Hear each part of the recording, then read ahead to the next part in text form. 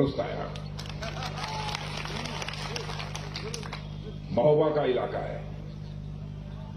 आल्हा उदल की बहादुरी की कथाएं, आल्हा उदल की बहादुरी की गीत महोबा में कहीं भी सुने जा सकते हैं।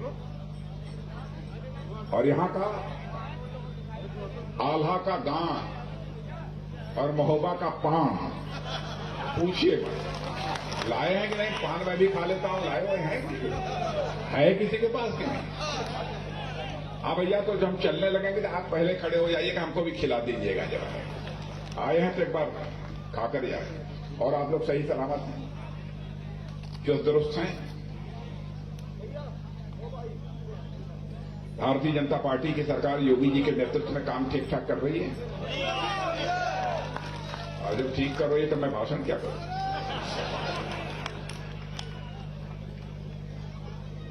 बहन भाइयों, आप सबसे मिलकर बेहद खुशी हुई है और मैं यही कहने आया हूं, भारतीय जनता पार्टी किसी भी सूरत में आपके भरोसे को टूटने नहीं देगी। जो हमने कहा है वो हमने किया है। भारत की राजनीति में हम विश्वास का संकट नहीं पैदा होने देंगे। नेताओं की कथनी और करनी में अंतर होने के कारण ही भारत की राजनीति और भारत के नेताओं पर से जनता का विश्वास आजाद भारत में धीरे धीरे कम होता चला गया। विश्वास का संकट गहराता चला गया। लेकिन विश्वास के संकट को चुनौती के रूप में इस हिंदुस्तान में किसी राजनीतिक पार्टी ने स्वीकार किया है तो भारतीय जनता पार्टी है। जो हम कहेंगे वो करेंगे। हमारी कथनी और करनी में अंतर नहीं होगा। हमारे यहां व्यक्ति गड़बड़ हो सकता है लेकिन पार्टी कभी गड़बड़ नहीं हो सकती। मैं याद दिलाना चाहता हूं, 1951 में डॉक्टर श्यामा प्रसाद मुखर्जी जी भारतीय जनसंघ के अध्यक्ष हुआ करते थे, हम ही लोगों की पार्टी। उस समय हमने कहा था, जिस दिन भारत की संसद में हमें स्पष्ट बहुमत मिल जाएगा, धारा 370 के तहत जो जम्मू कश्मीर को विशेष दर्जा का प्राप्त है, हम उस धारा 370 को समाप्त करेंगे और जम्मू कश्मीर का भी वही दर्जा होगा जो हिंदुस्तान के अन्य राज्यों में। बहनों भाइयों, जो कहा था 1951 में, आप लोगों ने बहुमत संसद के दोनों सदनों में दिया 2014 के बाद, अब विशेष रूप से 2019 में। लेकिन संसद के दोनों सदनों में बहुमत मिलते ही चुटकी बजाकर हम लोगों ने धारा 370 समाप्त कर दिया और आज जम्मू कश्मीर का वही दर्जा है जो हिंदुस्तान के अन्य राज्यों का दर्जा है। भारत का विभाजन 1947 में हुआ, नहीं होना चाहिए। वो समझिए बैठे, अब कब तक खड़े रहेंगे? बहुत ही दुर्भाग्य है। लेकिन हो गया भारत का विभाजन, भारत पाकिस्तान बन गया। पाकिस्तान में जो हमारे हिंदू, सिख, ईसाई, पारसी, यहूदी जो भारत के मूल निवासी थे, वहां अल्पसंख्यक के रूप में जिंदगी जी रहे। धार्मिक उत्पीड़न हो रहा था। जब वहां से भक्त के बेचारे अपने परिवार के साथ, बहु बेटियों के साथ जब भारत की धरती पर आते थे, उन्हें भारत की नागरिकता नहीं मिलती। इसलिए शासन के द्वारा जो अन्य सुविधाएं मिलनी चाहिए थी, नहीं मिलती। जलावत की जिंदगी जीते। हम लोगों ने कहा, जिस दिन हमारी भारतीय जनता पार्टी की सरकार बन जाएगी, संसद में बहुमत मिल जाएगा, हम नागरिकता का कानून पास करेंगे और जो भी पाकिस्तान से हिंदू, सिख, ईसाई, पारसी, यहूदी आएगा, उसे हम भारत का नागरिक बनाएंगे और सम्मान की जिंदगी जीने का उसे हम हक देंगे। दिया हमने। याद दिलाना चाहता हूं, 84 से कहते चले आ रहे हैं,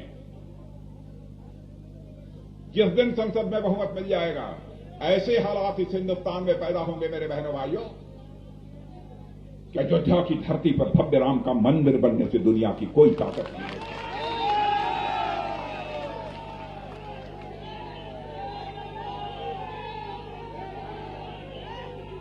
और आज मैं यहां पर स्वर्गीय कल्याण सिंह जी को यहां याद करना चाहता हूं। इस धरती पर मेरे बहनों भाइयों, उन्होंने दो टूक शब्दों में कह दिया था, उनकी सरकार में मैं भी शिक्षा मंत्री था। कोई डरा तो नहीं हमारे शिक्षा मंत्री रहने से? जो पुराने लोग होंगे मालूम होगा, मैंने नकल रोकी थी। मैंने कहा नकल से अकल नहीं बढ़ेगी, शकल बिगड़ जाएगी। होता है उनके मंत्रिमंडल में मैं शिक्षा मंत्री, लेकिन कल्याण सिंह ये डंके की चोट पर कह दिया था, ढांचा गिरे चाहे जो कुछ भी हुए, लेकिन मैं कार सेवकों के ऊपर गोली नहीं चलाऊंगा। सत्ता को ठोकर मार दिया, लेकिन कार को गोली नहीं। आज अयोध्या की धरती पर भव्य राम का मंदिर बनते हुए दिखाई दे रहा है कि नहीं दिखाई दे रहा है? जाइए देख आइए, दिखाई दे रहा है कि नहीं। यानी जो हमने कहा था वो करके दिखाया। बहनों भाइयों, इस बार का संघर्ष उत्तर प्रदेश का संकट विकासवादियों के बीच है और विकास विरोधियों के बीच है। भारतीय जनता पार्टी हिंदुस्तान की विकासवादी राजनीतिक पार्टी है। दूर नहीं ले जाऊंगा, यहीं पर मैं आपको बुंदेलखंड तक ही रखना चाहता हूं। आप बताइए, अर्जुन बांध परियोजना का काम पूरा हो गया कि नहीं हुआ? 2014 में समाजवादी पार्टी के यही नेता थे अखिलेश जी, हमारे प्रधानमंत्री ने कहा काम शुरू करो, काम शुरू करो, पूरा करो, पूरा करो। बुंदेलखंड प्यासा है, नहीं बात सुनी। 2021 में आकर हमारे प्रधानमंत्री ने उसका लोकार्पण कर दिया। बहनों भाइयों, वह परियोजना बनकर तैयार हो गई। केन बेतवा परियोजना 44,600 करोड़ रुपया स्वीकृत हो गया है। और आपको जानकर खुशी होगी, जिस दिन यह परियोजना पूरी हो जाएगी, जल्दी पूरी होगी, वचन देकर जा रहा हूं, जल्दी पूरी होगी। जिस दिन यह परियोजना बन जाएगी, 10.5 लाख हेक्टेयर की सिंचाई होगी। और इतना ही नहीं, 62 लाख लोगों को पानी मिलेगा। जो कहा था वो किया। डिफेंस कॉरिडोर भी इसी बुंदेलखंड की झांसी में एक नोड है। यहां पर विदेशी कंपनियां आकर निवेश करेंगी, बुंदेलखंड में निवेश करेंगी, झांसी के आसपास में, इधर भी बुंदेलखंड भी आ जाएगा। लाख करोड़ रुपए से ज्यादा निवेश हो चुका है। कुछ समय में उसका परिणाम भव्य रूप से आपको आंखों के सामने देखने को मिलेगा।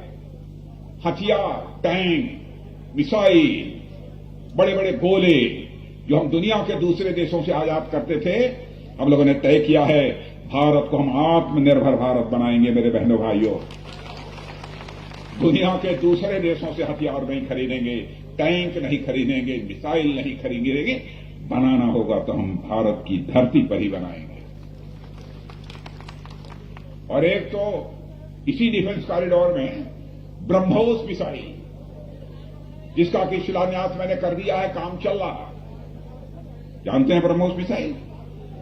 जानते हैं भाइयों? अरे भाई बैठ जाओ, नौजवानों बैठ जाओ, बोलते सब बिना बोले भी बैठा जा सकता है।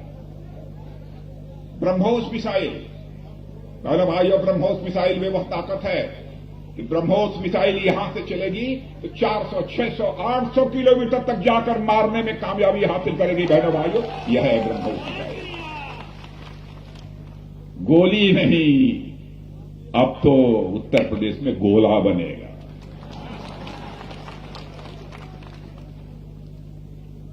उत्तर प्रदेश तेजी के साथ आगे बढ़ रहा है। प्रधानमंत्री, आप में से जितने बैठे हैं, प्रधानमंत्री किसान सम्मान निधि के अंतर्गत 6,000 रुपया मिल रहा है कि नहीं मिल रहा है? पूरा का पूरा 6,000 की 150 घूस कोई लेता है? घूस कोई लेता है कि नहीं?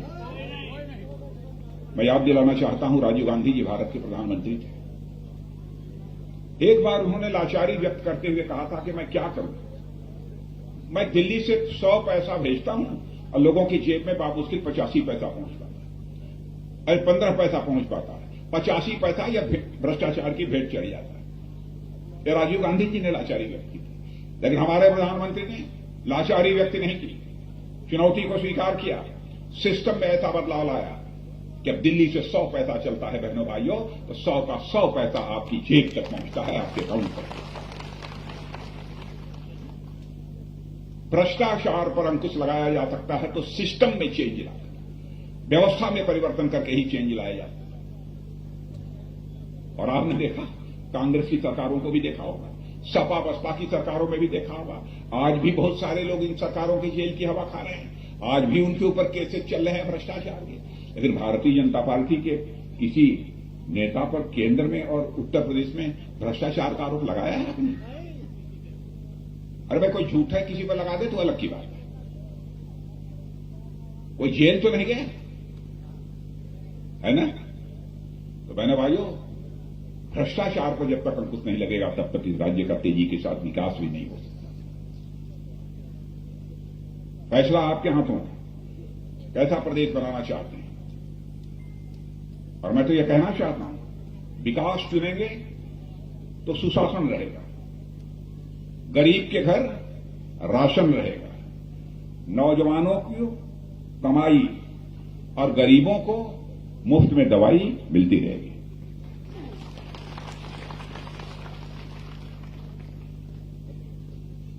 यह सब सारे जो उद्योग लगेंगे, क्या उसमें रोजगार के अवसर नहीं सृजित होंगे? और यह हमारे कांग्रेस तथा बसपा के लोग, इनको जानकारी नहीं है। यहां पर उत्तर प्रदेश में 2017 में अपनी सरकार बनने के बाद 3,3500 छोटी बड़ी इंडस्ट्रीज लगी हैं बहनों भाई। मैं यह दावा नहीं करना चाहता कि हमने सबको रोजगार दे दिया। रोजगार एक बहुत बड़ी चुनौती है। कुछ लोगों को उद्योगों में भी रोजगार मिलेगा, कुछ लोगों को बाहर भी उनके लिए कुछ व्यवस्था हमको करनी पड़ेगी। इसमें थोड़ा धीरे धीरे यह काम होगा, बहुत तेजी के साथ कोई भी आ जाए नहीं कर सकता। मैं झूठ बोलकर आपको गुमराह करके आपका समर्थन नहीं लूंगा। गुमराह करने का काम ये दूसरी राजनीतिक पार्टियां करती हैं। यह बताइए, गरीबों के घर महीने में 2 बार मुफ्त राशन पहुंच रहा है कि नहीं पहुंच रहा है? माताओं बहनों, आपसे पूछना चाहता हूं, मुफ्त में राशन पहुंच रहा है कि नहीं पहुंच रहा है? हमारे प्रधानमंत्री की संवेदना देखिए। वह कहते हैं कि इस हिंदुस्तान में एक परिवार भी शेष नहीं बचना चाहिए जिसको रहने के लिए पक्का छत न मुहैया हो जाए। एक भी परिवार शेष नहीं रहना चाहिए। हम लोगों ने तय किया है, हिंदुस्तान का एक घर नहीं बचेगा यहां पर नल न पहुंच जाए और नल से जल उस परिवार को न मिल जाए। बहनों भाइयों, का काम छोटा नहीं था। यहां भी हो रहा होगा, मैं पक्का विश्वास है मुझे। हो रहा है कि नहीं? पहले कभी कल्पना कर सकता था कोई कि बुंदेलखंड की प्यास बुझेगी? यह संकल्प हम लोगों ने लिया बहनों भाई, और संकल्प पूरा होगा। हर जिले में मेडिकल कॉलेज होगा। महोबा में भी मैं दावे के साथ कहता हूं, या तो मेडिकल कॉलेज स्वीकृत हो गया होगा या तो बन रहा होगा। सही है? प्रस्तावित है, प्रस्तावित है। मैं कहकर जा रहा हूं कि महोबा में मेडिकल कॉलेज बनेगा।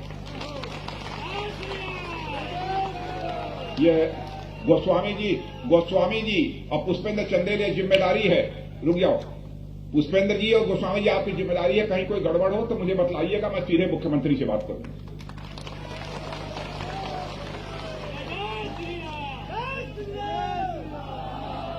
बहनों भाइयों, हम आपके भरोसे को किसी भी सूरत में टूटने नहीं देंगे। मैं आपको पूरी तरह से यकीन दिलाता हूं। नए भारत का हमको निर्माण करना है। जब तक नया उत्तर प्रदेश नहीं बनेगा तब तक नए भारत का निर्माण नहीं हो सकता। बहनों भाई, भारत का मस्तक सारी दुनिया में ऊंचा हुआ है। अंतर्राष्ट्रीय मंचों पर भारत यदि पहले कुछ बोलता था, लोग गंभीरतापूर्वक सुनते नहीं, लेकिन आज अंतर्राष्ट्रीय मंचों पर भारत कुछ भी बोलता है, कान खोलकर लोग सुनते हैं। भारत बोल रहा है। भारत अब कमजोर भारत नहीं रहा है मेरे बहनों भाइयों। भारत अब दुनिया का ताकतवर देश बनता जा रहा है। आपने देखा, उरी और पुलवामा में पाकिस्तान के आतंकवादियों ने आकर हमारे पैरामिलिट्री फोर्स के जवानों के ऊपर कायराना हमला कर दिया। उस समय मैं भारत का गृह मंत्री था। प्रधानमंत्री जी ने हम 2-3 लोगों को बुलाया और हमारे प्रधानमंत्री, जिनका कि सीना 56 इंच का है बहनों भाइयों, चटपट फैसला कर लिया।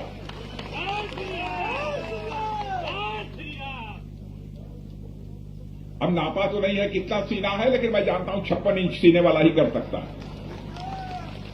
चटपट फैसला कर लिया। और उसके बाद आपने देखा कि हमारे सेना के जवानों ने पाकिस्तान की धरती पर जाकर सर्जिकल स्ट्राइक कर दी और एयर स्ट्राइक करके आतंकवादी ठिकानों का पताया।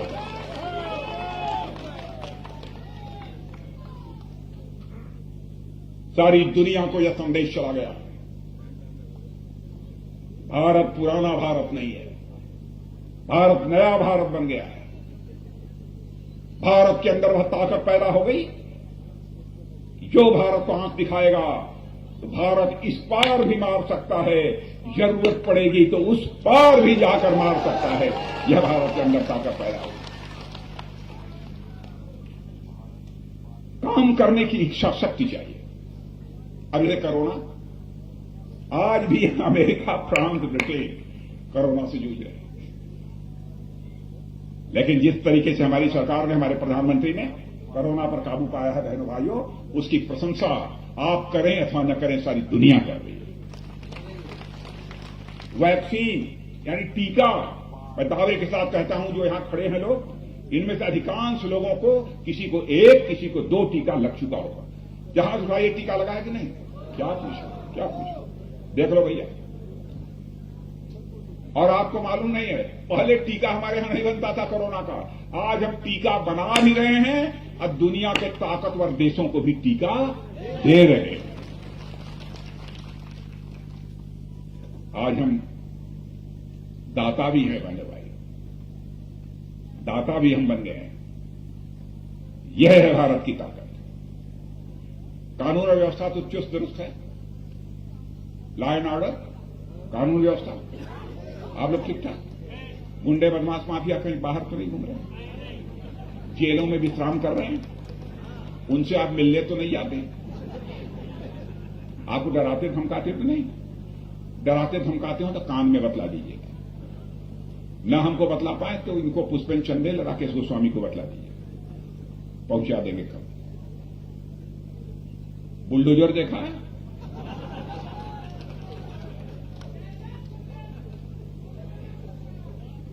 बुलडोजर। और बहनों भाइयों, खासियत देखिए, माफियाओं के द्वारा अवैध तरीके से जो संपत्ति अर्जित की गई है, आलीशान बिल्डिंग्स बनी हुई हैं, उन पर बुलडोजर यदि चलाया जा रहा है तो जहां पर धरती खाली हो रही है वहां पर पूंजीपतियों का आलीशान महल नहीं बन रहा है, बल्कि गरीबों के रहने के लिए घर बना है। यह है, जब होगा कानून का शासन, जब होगा कानून का शासन, तब विकास करेगा योगासन। आप लोग योगासन करते हैं कि नहीं करते? आप लोग योगासन करते हैं कि नहीं? क्या भैया करते हैं ना? भैया तू करता हो कि नहीं? नहीं, करते रहिए योगासन वगैरह करते रहिए। हमारे यहां विकास योगासन कर रहा है। वैसे मैं बतला दूं आपको, देख लीजिएगा जाकर, 84 योगासन होते हैं। तो हमारे उत्तर प्रदेश में कानून और व्यवस्था चुस्त दुरुस्त होने के कारण, क्योंकि विकास की पहली शर्त होती है कानून और व्यवस्था का चुस्त दुरुस्त होना, हमारे यहां विकास जो योगासन कर रहा है, 84 में 83 योगासन कर रहा है। एक योगासन हम लोगों ने समाजवादी पार्टी, बहुजन समाज पार्टी, कांग्रेस के लिए छोड़ दिया। और जानते हैं कौन सा योगासन छोड़ दिया है? शीर्षासन। क्योंकि जो आते हैं विकास तो होता ही नहीं, विकास उल्टा बल्कि बर्बाद होने लगता है, इसलिए शीर्षासन उनको छोड़ दिया।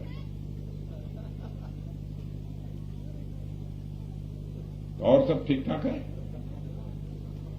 राहुल गांधी जी ने एक बात और बोली थी, आप लोगों ने पढ़ा है कि नहीं पढ़ा नहीं जानता। उन्होंने कहा कि भारत सरकार की गलत विदेश नीति के कारण चीन और पाकिस्तान मिल गए और भारत के खिलाफ सीना तान कर खड़े। बहनों भाइयों, मैं कहना चाहूंगा, नौजवान आदमी हैं, पढ़ना लिखना भी चाहिए, पढ़िए। कम से कम प्राचीन भारत के इतिहास को आप नहीं पढ़ सकते तो आजाद भारत के इतिहास को तो पढ़ लीजिए। चीन पाकिस्तान की दोस्ती कब से? पंडित जवाहरलाल नेहरू जब भारत के प्रधानमंत्री थे तो बहनों भाइयों, उसी समय पाकिस्तान ने काराकोरम हाईवे बनाने की इजाजत दी थी, चाइना ने बनाया। उस समय भी चाइना पाकिस्तान की दोस्ती थी। नहीं सारी, वो काराकोरम घाटी बता रहे हैं, मैं वापस लेता हूं। सक्सगाम घाटी जिस पर अवैध कब्जा था पाकिस्तान का, वह पाकिस्तान ने चीन को दे दिया। और इतना ही नहीं, जब पाक अधिकृत कश्मीर में काराकोरम हाईवे बना है, वह भी पाकिस्तान की इजाजत से। उस समय भी पाकिस्तान चाइना की दोस्ती थी। उस समय भारत की प्रधानमंत्री कोई थी, श्रीमती इंदिरा गांधी। बहनों भाइयों, पंडित जवाहरलाल नेहरू हो, इंदिरा गांधी हो, राजीव गांधी हो, मैं किसी के ऊपर कोई आरोप नहीं लगाना चाहता। बस राहुल जी को कहना चाहता हूं, इतिहास की आपको जानकारी होनी चाहिए किसी के ऊपर आरोप लगाने के पहले, क्योंकि मैं किसी प्रधानमंत्री पर आरोप नहीं लगाता हूं, किसी पर नहीं लगाता। मैं मानता हूं प्रधानमंत्री प्रधानमंत्री होता है, प्रधानमंत्री व्यक्ति नहीं होता, संस्था होता है। संस्थाओं का आदर किया जाना चाहिए स्वस्थ लोकतांत्रिक व्यवस्था में, मेरा मानना। मैं किसी की आलोचना नहीं करता, इसलिए मैं उनको कहूंगा कि पढ़ लिया करिए। गलवान घाटी का मैंने बतलाया, फिर बतला दें, यहां भी बतला दें। ये कह रहे हैं गलवान घाटी का भी बतला दीजिए। गलवान घाटी का मालूम है कि नहीं? ऐसा गलवान घाटी में चीन और भारत की सेना में हो गया गुत्थम गुत्थम। कैसे हो गया मैं रक्षा मंत्री में जानता हूं, लेकिन खुलासा नहीं करूंगा। तो राहुल गांधी ने संसद में खड़े होकर कह दिया कि साहब, हमारे भारत के सेना के जवान बड़ी संख्या में मारे गए, चीन के तो 3-4 मरे। बताइए, बड़े कम मारे गए। उनके कहने का आशय यह था। लेकिन 2-3 दिन पहले ही आपने अखबारों में पढ़ा होगा, टेलीविजन के पर्दे पर देखा होगा, ऑस्ट्रेलिया के एक अखबार खोजी पत्रकार ने यह लिखा है कि भारत और चीन के बीच जो गलवान में संघर्ष हुआ था, उसमें चीन के 38 से लेकर 50 लोग मारे गए हैं। बहनों भाइयों, मैं राहुल जी से कहना चाहता हूं, देश की एकता, अखंडता और संप्रभुता की रक्षा करने वाले, भारत की सीमा की रक्षा करने वाले हमारे सेना के जवानों के शौर्य, पराक्रम, साहस पर कृपया सवालिया निशान मत लगाइए, मत करिए। राजनीति जाए भाड़ में, देश रहना चाहिए। देश हमारे लिए सर्वोपरि है। बहनों भाइयों, देश का मस्तक ऊंचा रहना चाहिए, चाहे उसके लिए कितनी भी बड़ी हमको कीमत क्यों न चुकानी पड़े। इसलिए मैं कहने आया, इस बार का चुनाव नए उत्तर प्रदेश के निर्माण का चुनाव है। नए उत्तर प्रदेश, नया भारत बनाना है तो नया उत्तर प्रदेश भी चाहिए, और नए उत्तर प्रदेश को बनाना है, उसका भाग्य लिखना है, तो भाग्य लिखने का काम आप कर सकते हैं, क्योंकि आप एक मतदाता ही नहीं हैं, आप भाग्य विधाता भी हैं। आपको अपनी ताकत का एहसास नहीं है। बुंदेलखंड एक्सप्रेस वे तो बन गई कि नहीं? बन गया, काफी बन गई होगी बुंदेलखंड एक्सप्रेस वे। धड़ाधड़ चौड़ी सड़कें सारे देश भर में बन गई, एक से। अब क्या दौड़ाइए ना, मोटरसाइकिल, कार दौड़ाइए, कभी मिलने के लिए चले आइएगा हमारे यहां। और सब ठीक ठाक हैं आप लोग? और कोई बात तो नहीं छूटी है? कुछ कहना चाहते हैं? नहीं कहना चाहते आप लोग, बात समझिए। चलिए बहनों भाइयों, फिर आपसे मिलेंगे। ये कवरई बड़ी पत्थर मंडी है, 400 क्रेशर एवं 50,000 मजदूर प्रभावित हैं। क्रेशर कार बंद है। क्यों बंद है? चालू हो गया? चालू हो गया? चालू हो गया? अच्छा, अरे गोस्वामी लाल 24 घंटे में 50 पट्टे स्वीकृत हुए हैं। चलिए, कोई समस्या आएगी तो आप बतलाइएगा, मुख्यमंत्री जी बन जाएंगे, कुछ मुझे कहना होगा तो मैं कह दूंगा। अरे यार, तो अब सब मैं यहां आया हूं तो सब अभी को बतला दीजिए। अब ये लोग सांसद विधायक बनेंगे, बतलाइएगा, फिर उसके बाद हमारे लाभ। हाँ, इतना मैं आपको यकीन दिला कर जाना चाहता हूं, इस क्षेत्र के लिए, बुंदेलखंड क्षेत्र के लिए, आपके सांसद पुष्पेंद्र सिंह चंदेल और आपके गोस्वामी जी विधायक, ये जो कुछ भी कहेंगे मैं उसमें पूरी मदद करूंगा। जिस भी केंद्रीय मंत्री से कहना होगा पूरी मदद करूंगा। तो मैं चलूं? चलें? अब क्या करेंगे? कुछ पानी नहीं, कुछ मिठाई उठाई लेकर आए। चलिए, फिर मिलेंगे कभी। चलिए, आप सब लोगों को बहुत बहुत धन्यवाद, प्रणाम।